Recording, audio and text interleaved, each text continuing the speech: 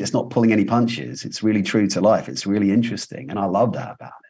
And the romance is there and the love is there and it's never not there. And I think that's true for people who are, have been together, love each other. They're there. They love each other. You don't stop loving somebody. Yeah, it transforms. Maybe it's not right, but there's always love there. So it's beautiful.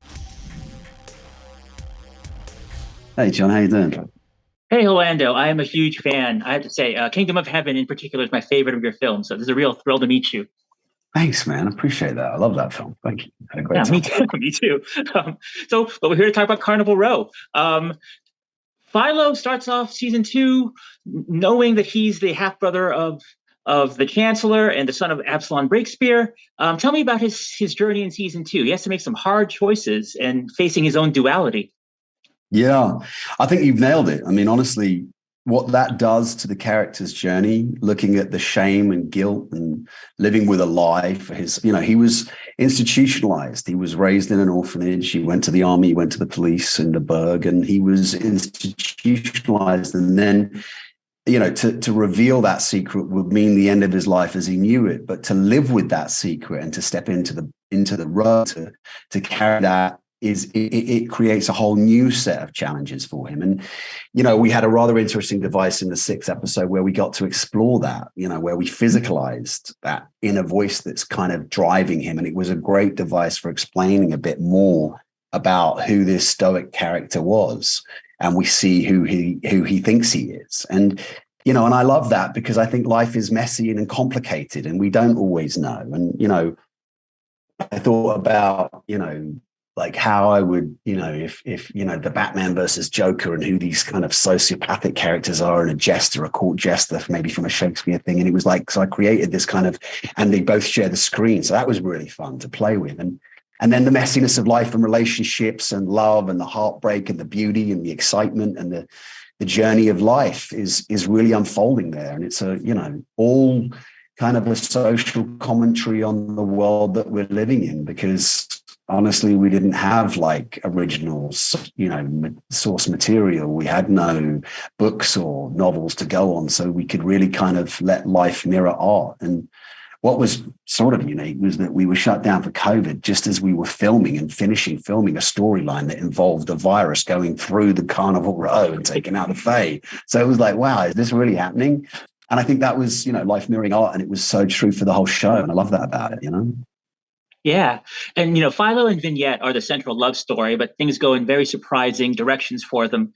But they're both committed to what they think is right, but they're not always the same thing. Can you talk about the romance and what direction it took in season two?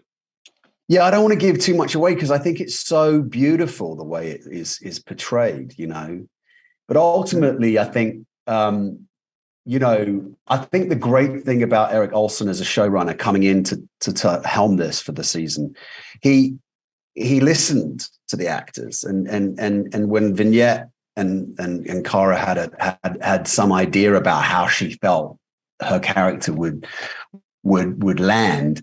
It was really beautiful and poignant, and I think it had a really kind of big impact on on Philo's journey, and it made it really honest and true, and ultimately, like, what I feel is an epic ending and an honest ending in a way that, like, you just don't see in these kinds of big kind of epic sort of shows always. You kind of get it's not pulling any punches. It's really true to life. It's really interesting, and I love that about it. And the romance is there and the love is there and it's never not there. And I think that's true for people who are, have been together, love each other. They're there. They love each other. You don't stop loving somebody. Yeah, it transforms. Maybe it's not right, but there's always love there. So it's beautiful. Totally, totally. Now, Philo has a bit in common with another famous role you played, which is Will Turner in the Pirates movies. The absentee fathers can't always be with the loves of their lives. What do you think if they met? What do you think they would say to each other? Good luck, mate. Fight the good fight, keep going, one foot in front of the other. You are what you do, not what the mistakes you make. Obviously, Carnival Row season 2 wraps up the story, this 18-hour story now. But, there are reboots and revivals happening all over the place. Would you come back as Philo if another opportunity came back to do Carnival Row again? Do you know what I love about this? We get to leave people wanting more. That's how I feel.